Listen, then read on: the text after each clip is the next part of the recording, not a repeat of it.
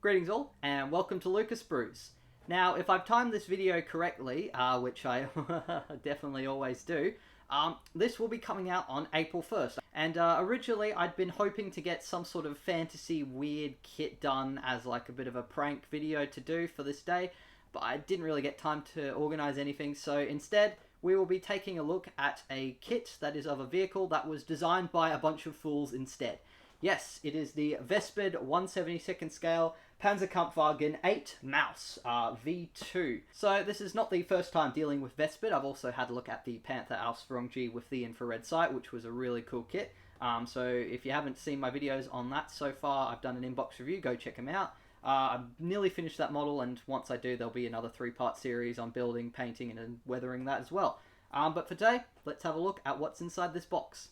So we'll start as usual by having a little look at the box. So pretty standard for VESPID. It's a nice solid cardboard box here with a little bit of art on the front of the tank coming out of what looks like a sort of ruined building landscape, maybe Berlin or something in 1945, with a lot of fire and flames and some barbed wire and a few disheveled looking Russian tanks. So it looks quite impressive and pretty, and definitely makes the mouse look imposing and big. On here we've got the retail price from Techtonichobbies. So since I work there, I get a little bit of a discount, but I paid pretty close to the standard retail price, which if you live in Australia like me, it's around about $40. On the side here we've got 2 of the schemes that are included in this kit, and at the top here we've got some of the features that are included in this kit. So we've got road wheels with holes drilled to secure the rubber rings, so nicely detailed. Replacement tracks tested on Maus V2, so this is the prototype number 2 that they'd be referring to, or hull number 2. You've got the explosion-proof netting, which is done in photo etch, which is pretty nice. And you've got, obviously, since it's version 2, that extra little armoured shield there at the top, so looks like really nice detail on the side here. Main gun, auxiliary gun, and smoke exhaust hole on the chassis are integrally moulded, so they won't be separate parts, I believe, or I don't know what exactly that means by integrally molded, but they're bragging about it. We've got some metal barrels here, which is pretty nice if you enjoy those. The set of decals here, which it looks like there'll be a few numbers and markings for various fictional tanks if you want to do a 1945 future or what if kind of build with this kit, which would be fun. And nice photo etch grills there.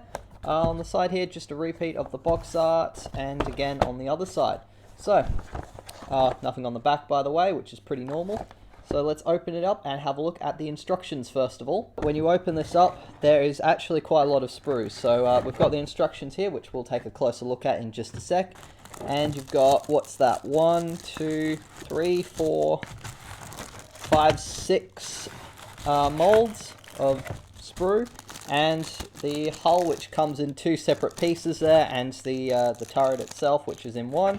Your metal barrels, bit of photo etching, and the decal. So on the front here, we've got a repeat of the box art there, looking very nice. You've got a little guide here to what all of the icons mean, which is nice. They're all pretty unique, and you can kind of tell what they are just by having a little look at them. A few little cautions and advice for new people.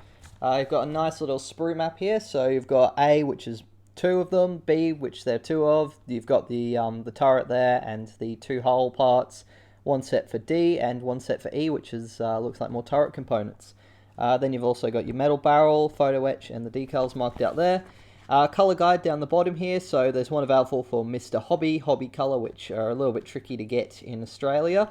Humbrol, which you can get the enamels here pretty easily, but the acrylics are pretty tricky to get. And Tamiya, which will probably be what most people would use, the standard colours here, pretty much. There's also Vallejo, which are pretty easy to get. You can also get AK Interactive, but it'll be just the general German tank colours anyways, so moving on, you've got the first step for assembly, which is putting together the absolutely titanic road wheel and running gear assembly. You put all the road wheels together by the looks of things onto a bogie, and there's 2 of them for each section there that then get attached to like some sort of frame there to hold the bogies, which there are 24 of these to put together, which will be fun. Slap the idler and the sprocket on, which are in 2 parts, which is pretty standard for even smaller tanks. Then you've got the tracks, which are pre-molded sets of plastic, which will be already sort of bent to shape in some parts. Pretty similar to the VESPID Panther, which we've had a look at. but obviously going to be a lot bigger. So you've got a few that are just single links that you have to put together and then bend to shape, but most of the larger sections are done as a single piece to save time on assembly. They're not too bad as long as you get them lined up, usually. Otherwise you can end up with some pretty nasty gaps. And then you slap these giant armoured panels on the side and pretty much hide half of the track system on the top there, which makes your work feel like it was very worth it and rewarding.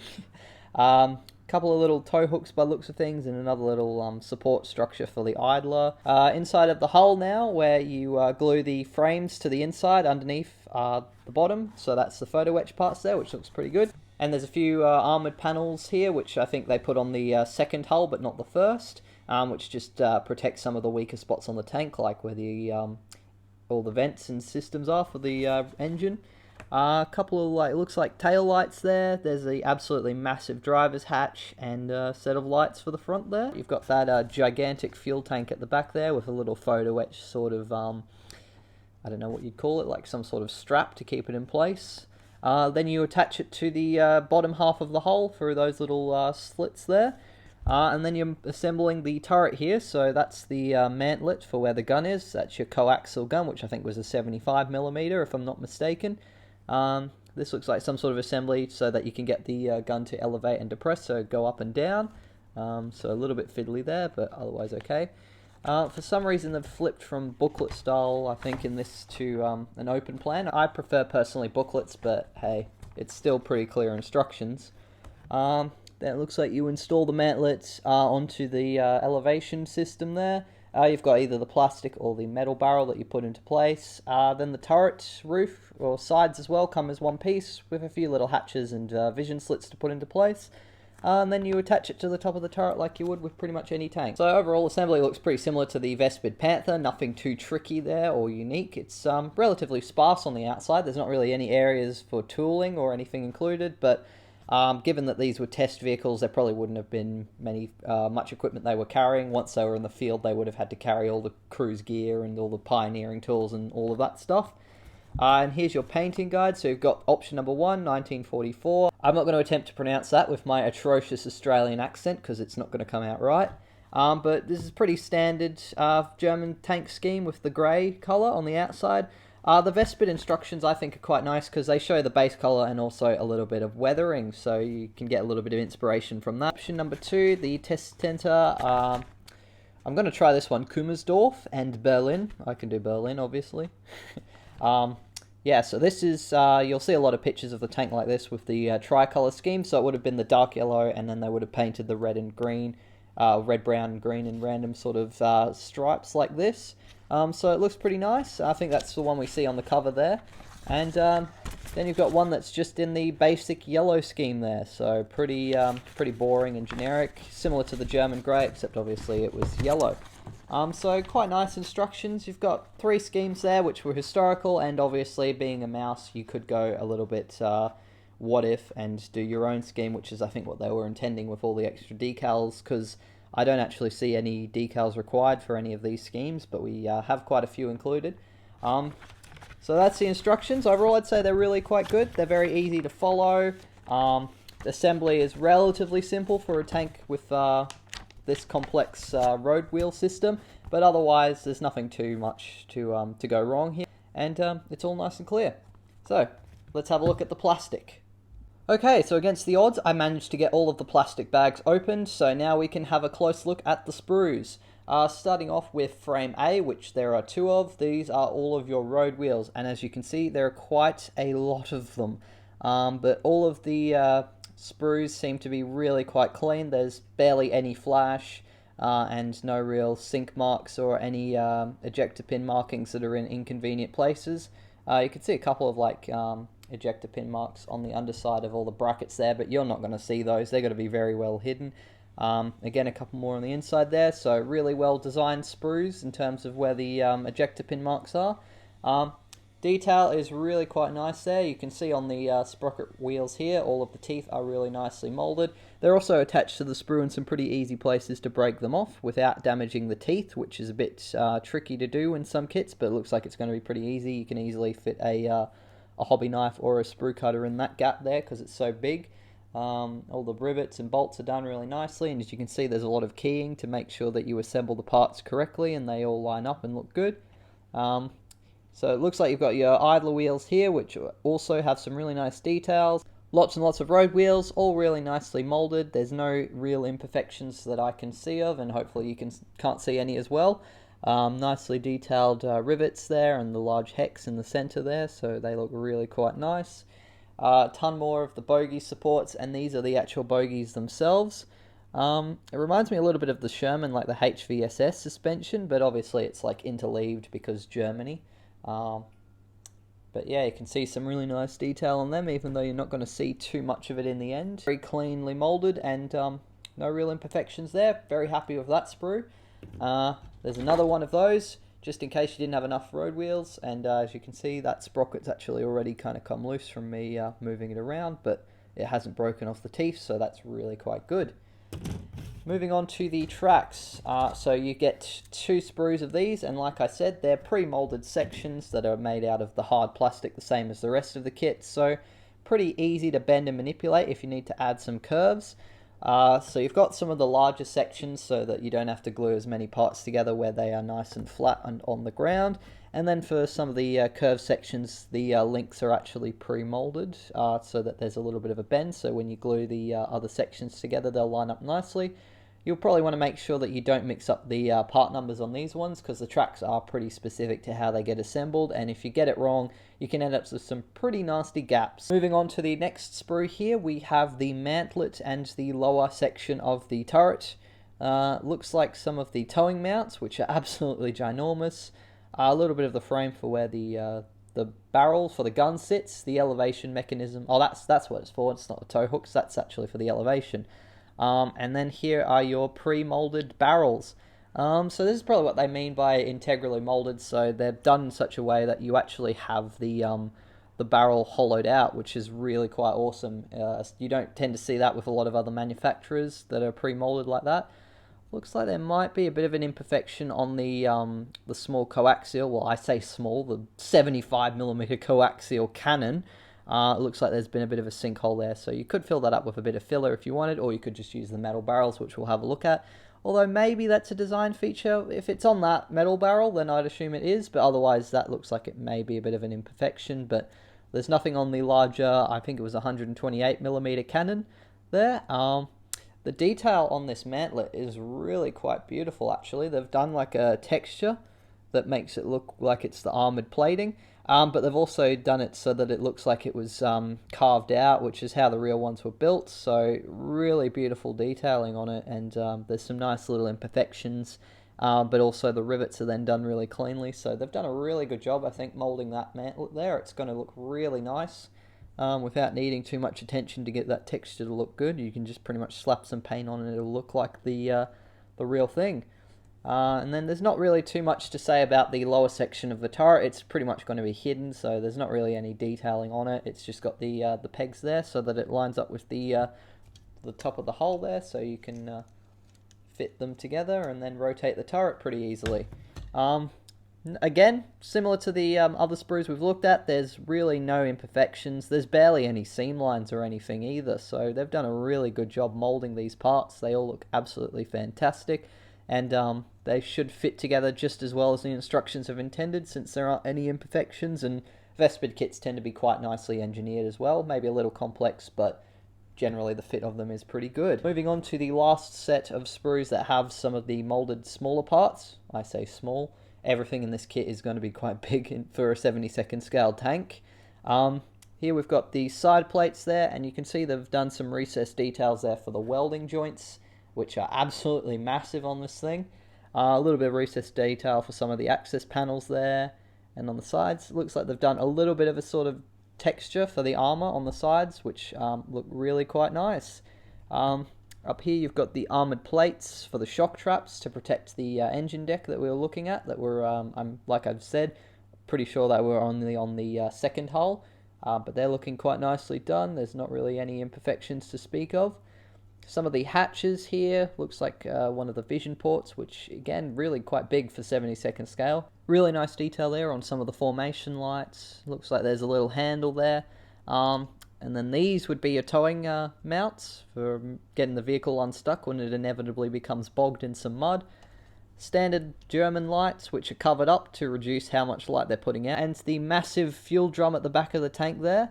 Looks like there's a tiny seam line that runs through the middle of this part, which couldn't really be avoided, but it's pretty shallow, so not too much sanding is going to be required to clean that all up. But yeah, again, details look really nice, barely any imperfections. All of the sink marks and there's no sink marks, and all of the ejector pins are in invisible spots. Looks like some of these ones are a little bit, don't know if you can see too well, but some of the ejector pin marks are sitting as flush with the rest of this part, so that might need to be cleaned up a little bit, but otherwise really quite nice. There's even a little bit of detail for the locks on the inside of the hatch, so you could have it open. Moving on to the turret here, detail on this thing is really quite nice. Again, they've done really nice weld marks, textures there, and you can see just how thick that plate is. It's absolutely insane even at this scale. So really nice job there. You've got the little bulge there for the pistol port, just in case your main gun was not going to do the trick. At the back here, a couple little markings there, more welding, which looks really quite nice. Another little access port at the back there. I think that's for the spent rounds. You could chuck them out the back so they weren't rolling around on the inside of your tank, taking up space. Roof here has some really nice details. Again, there's some nice welding marks along the edges there. A few little holes there, which are probably for putting in various accessories, although some of them might not have ever been fitted. Some of the air extractors, I think those would have been the extractor fans to get out all of the nasty gases. Nicely detailed little vision block up there, which looks really quite nice. And on the front here, again, really nicely done welding marks and some of the little imperfections, because there is like a very subtle texture to the armored plates here, so that looks really amazing. Then we move on to the lower hull here, which is absolutely ginormous in terms of how wide and long it is, but it's actually really quite narrow and skinny. There's some nice detail on the underside too. There's some of the access hatches to drain out oil and that and get to the engine bay and all of those sorts of things. Escape hatch here for the driver and his assistant in the front there. They've even done the welding lines on the bottom of the tank there, which I think is a bit insane because you won't see any of that. You might see some of the little bulges very subtly, but unless the tank's flipped upside down or in some sort of repair diorama, you're not really going to see any of those. But nice that they included it. Again, there's a little bit of riveting detail, but to be honest, the hull doesn't really need to have too much detail because you're obviously going to be installing all of your road wheels here and hiding a lot of the underside of here. But yeah, it doesn't look like there's too much of an imperfection. I think there's a tiny bit of bending, but it should straighten out because plastic's obviously quite flexible. So you can straighten it back out when you attach the upper hull to the lower hull here. A few little ejector pin marks, but again in invisible spots. And a few little holes here for the towing cables and mounts. And a couple of little welded details there. So again, quite nice. Not a huge amount of detail on this part, but that's to be expected. And as for the upper hull, it's pretty much the same as the other parts in this kit, really cleanly molded and some very nice details. You can see some of the welding lines here, looks like the cables that run through for the lighting system, some of the weld marks, little hole there for the driver's hatch, nicely done little vision block here, really nicely molded slats there. They're actually at a little bit of an angle, which looks pretty accurate, and fantastic that they've all managed to mold that in one piece. Various hatches there and access ports for the engine. I'm pretty sure this had a pretty similar setup to the Ferdinand in that it was a petrol-electric drive system. So there's a lot of vents all over this thing for cooling of the drive system, which it probably was overstressed. Again, on the back here, some nice little recessed rivet details, welding marks on the sides there. On the rear here, we've got the little mounting point for that fuel tank and a couple of little raised details here and there. So on the whole, looks really quite awesome. There's a few accessories here as well. You've got your photo etch in here, which we'll have a little look at, that go along with the decals. The detailing on these are really quite nice, as you can see. You pop them on the inside. They've got like two little sheets of clear plastic to protect the photo etch while it's in the box, which is a nice little touch. So yeah, you pop those on the inside there to add some extra detail to that grilling, and it's going to look really quite amazing. And then there's that little strap thingy for the fuel tank at the back there to keep it in place. So they look really good. These are your other metal upgrade parts. So you have the main barrel there for the 128mm. I don't think they've done any rifling or anything that I can see. Maybe they have. It would be very subtle at this scale. And you can slap that into the mantlet if I can find it. Yeah, so that would go into there. Might be a bit tricky to get it to fit because it doesn't have the keying that the plastic one has. And to be honest, the plastic one, I'll get it out for comparison. Well, it's right here. To be honest, they're both really quite good. They've still got the barrel hole there, so that looks really nice. I wanted to check out on the small coaxial here if that was an imperfection. See, on the metal part there is actually a hole there, so I don't think that was an imperfection on the plastic molded one. They look identical. It's probably some sort of vent system for the gases. It's probably not a huge need really to switch them over because the plastic ones are really quite well molded. But you could if you wanted to. Maybe I will. I tend to stick to the plastic ones because it saves having to then use metal primer on these ones, but otherwise not too bad at all. Here are your decals, which I don't think you actually will need to use any of these for the historical schemes, but there's a few little divisions there, or symbols, a few little numbers here. So you've got 100, 121, 323, and 314, so they've kind of done them as like roughly painted ones, so you could do a tank that's been rushed out into production. Got a few sets of Balkenkreuzes, so you've got either the simplified ones with just the 4 black L's, or you've got the white and the black crosses.